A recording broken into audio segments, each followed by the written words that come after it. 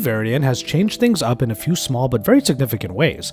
Given that the 5T has a sprawling 18:9 aspect ratio screen, the fingerprint reader has been moved from the front and over to the back in the area that most people are pretty happy to have it at.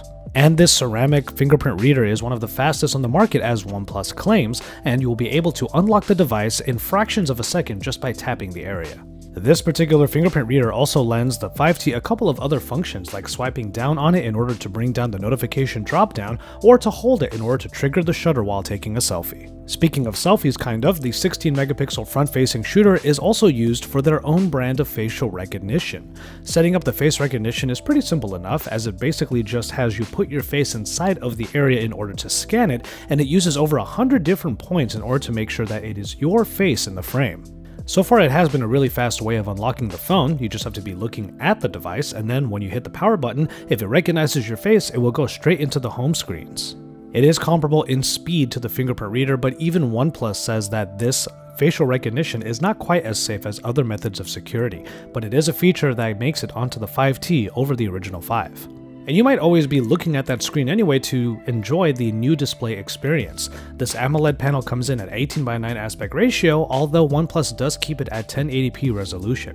But there is plenty of room for work or play, as the 6-inch screen simply takes up more of the phone's face, making it better for a display-forward experience without making the phone itself any bigger. However, the phone is still a little bit tough to use in one hand with all of that screen real estate, and also the metal finish can slip about a bit easily. Credit where credit is due, however, Oxygen OS makes the best possible use of the space, allowing you to scale not only the OnePlus Slate font, but also other elements of the operating system in order to best take advantage of the 18:9 aspect ratio.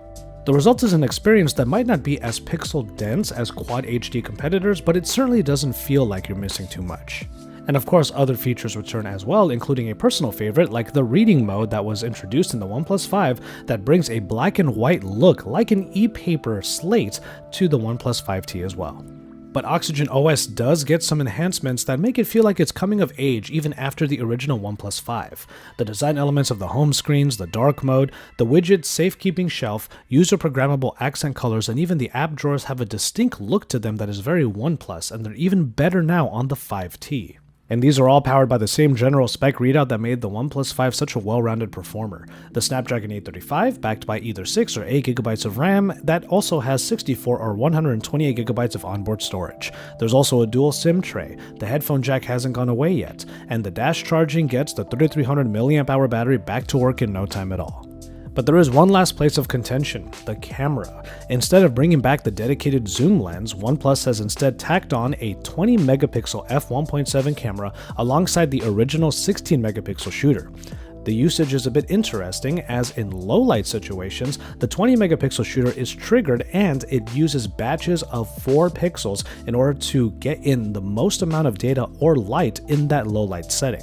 Now, we haven't had too much time to test this out yet, but if this intelligent pixel technology actually works, it might be a significant trade-off compared to the originally included zoom lens.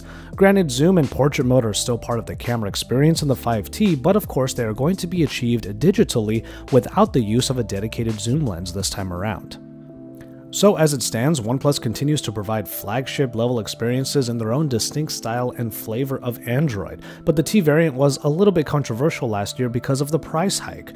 OnePlus asked for a little bit more money in regards to the T variant compared to the original, which made buying a whole new device that is not entirely new a bit tough for users who bought the original.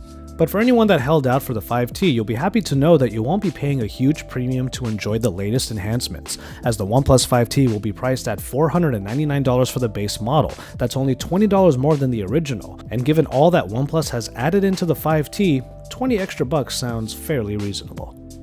But it matters